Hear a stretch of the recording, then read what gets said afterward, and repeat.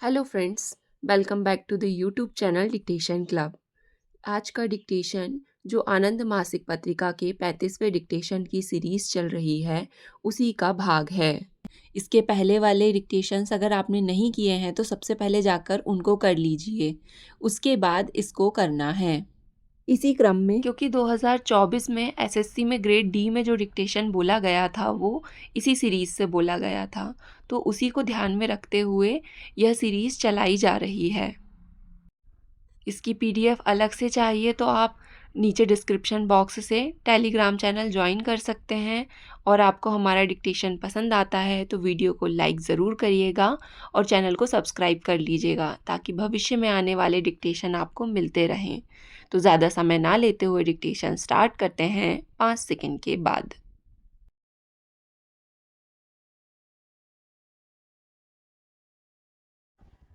प्रेम मानव का स्वाभाविक गुण है। वह केवल भोग विलास और ऐन्द्रिक सुख से ही संतुष्ट नहीं करता, अपितु उसमें त्याग और बलिदान करने की भी क्षमता होती है। प्रेम की पवित्रता और उत्कृष्टता त्याग और बलिदान से ही संभव है।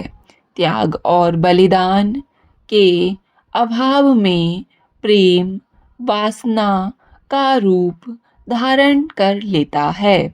सच्चे प्रेम का विकास त्याग और बलिदान के आदर्श पर ही दृढ़ होता है। अतः मानव को प्रेम के त्याग और बलिदान पूर्ण आदर्श को ग्रहण करना चाहिए।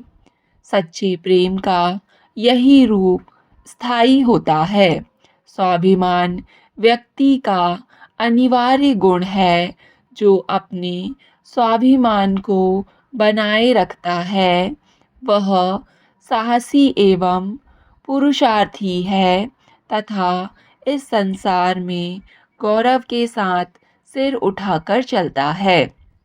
इसके विपरीत जो व्यक्ति अपने स्वाभिमान को बेचकर पराधीनता स्वीकार कर लेते हैं अथवा अनुचित परिस्थितियों के समक्ष घुटने टेक देते हैं, उनकी जीते जी ही मृत्यु हो जाती है।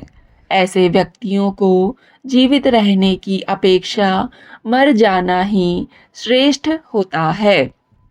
इस संसार के लोग उन पर थूकते हैं, उनकी संतानें तक उनकी उपेक्षा करने लगती है। इतिहास अपनी भावी पीढ़ी को ऐसे व्यक्तियों से सावधान रहने को सचेत करता है।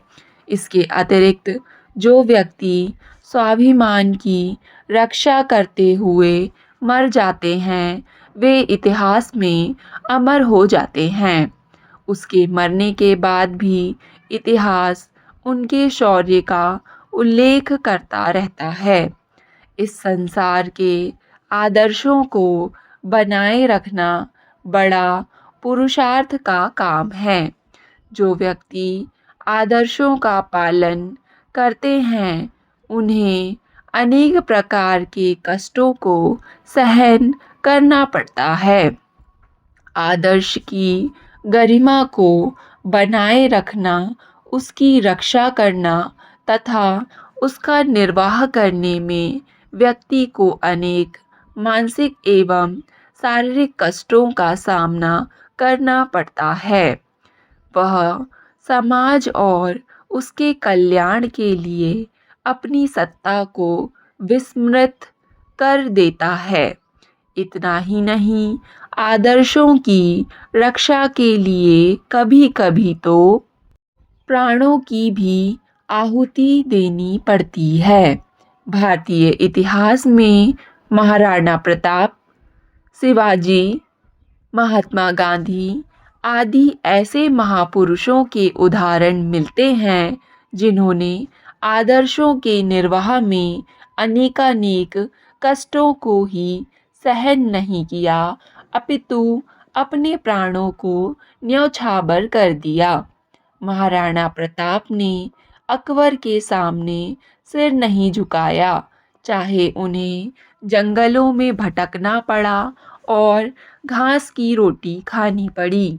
अतः यह सत्य है कि आदर्शों के लिए जीने और मरने वाला व्यक्ति कष्टों को भी सहन करता रहता है। सभी को स्वामित्व पाकर अहंकार उत्पन्न हो जाता है। प्रत्येक मनुष्य, चाहे वह अत्यंत मूर्ख एवं गुणहीन हो, परंतु यदि उसे अत्यंत धन प्राप्त हो जाए अथवा वह किसी का स्वामी बन जाए, तो वह अवश्य गर्वयुक्त बन जाएगा। ऐसा मनुष्य बिरला ही होगा जो प्रभुता पाकर गर्व ना करे। भरत ही एक मात्र थे जिनको राम की राजगद्दी पाकर भी मद नहीं हुआ था। अपने लिए तो सभी सभी जीवित रहते हैं, परंतु उसी मनुष्य का जीना सार्थक है जो दूसरे के लिए कुछ कर सके। गेहूं की रिकॉर्ड तोड़ पैदावार और उसके भंडारण की समस्या के दृष्टिगत भारत सरकार औसत दर्जे के बढ़िया गेहूं में से 5 से 10 टन तक गेहूं निर्यात करने की योजना बना रही है। इस सिलसिले में प्रधानमंत्री श्री नरसिम्हा राव से भी संबंधित अधिकारियों की बातचीत हो चुकी है और निर्यात का प्रस्ताव जल्दी ही केंद्रीय मंत्रिमंडल की अंतिम स्वीकृति के लिए भेजा जा रहा है। नागरिक आपूर्ति मंत्रालय का कहना इस मामले में यह है कि गेहूं का निर्यात किए जाने से गेहूं की उपलब्धता पर कोई प्रभाव नहीं पड़ेगा। खाद्य मंत्रालय का कहना है कि इस बार 50 लाख टन गेहूं और चावल ज़्यादा पैदा हुआ है।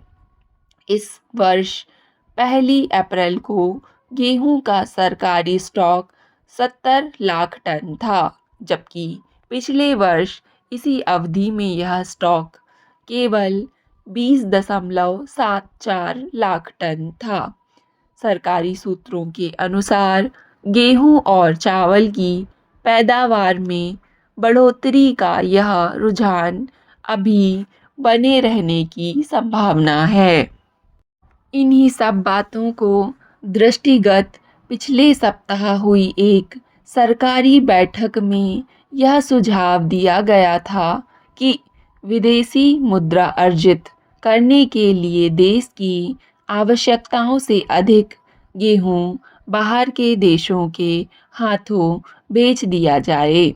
इस संदर्भ में खाद्य मंत्रालय का एक सुझाव यह भी था कि जिन देशों से हम चीनी मंगवाते हैं उनमें से कुछ देश ऐसे भी हैं जिनके पास गेहूं की कमी है, अतः हम ऐसे देशों से गेहूं के बदले में चीनी हासिल कर सकते हैं। इससे हमारी विदेशी मुद्रा की बचत हो सकेगी। बहरहाल जिन देशों में गेहूं की पैदावार कम हुई है उनसे गेहूं के निर्यात के बारे में पूछताछ शुरू हो गई है। ऐसे देशों में अमेरिका और पाकिस्तान भी शामिल हैं।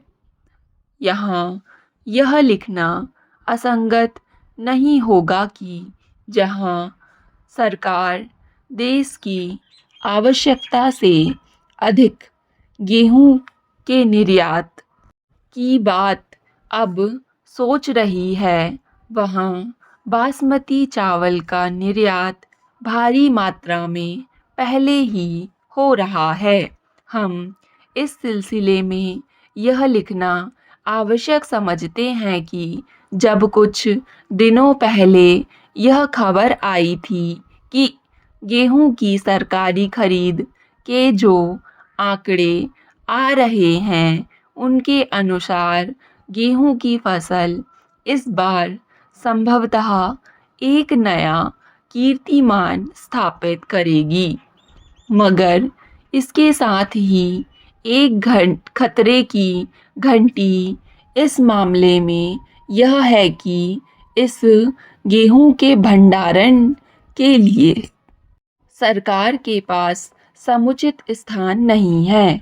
गोदामों की जबरदस्त कमी अनुभव की जा रही है और ज़मीन पर 4-4, 5-5 फुट ऊंचे धड़े बनाकर उन पर गेहूं को पॉलीथीन कवर्स से ढककर रखा जा रहा है। अमेरिकी सैन्य कार्रवाई में 3 जनवरी की रात वेनेजुएला के राष्ट्रपति निकोलस मादुरो की गिरफ्तारी समकालीन अंतर्राष्ट्रीय राजनीति की सबसे नाटकीय और विवादास्पद घटनाओं में से एक के रूप में दर्ज की जाएगी। अमेरिका ने इसे मादक पदार्थ तस्करी और तानाशाही के खिलाफ निर्णायक कार्रवाई बताया, लेकिन दुनिया के बड़े हिस्से ने इसे एक संप्रभु देश में जबरन सत्ता परिवर्तन के प्रयास के रूप में देखा है। निकोलस मादुरो पर अमेरिका में 2020 से ही नार्को टेररिज्म, ड्रग तस्करी और हथियारों की अवैध आपूर्ति के आरोप लगे हैं। ट्रंप ने इसे पश्चिमी गोलार्ध की सुरक्षा के लिए आवश्यक बताया, लेकिन यह तर्क वैश्विक स्तर पर व्यापक स्वीकार्यता नहीं पा सका। स्टॉप। डिक्टेशन पसंद आए तो वीडियो को लाइक तथा चैनल को सब्सक्राइब ज़रूर करें। धन्यवाद।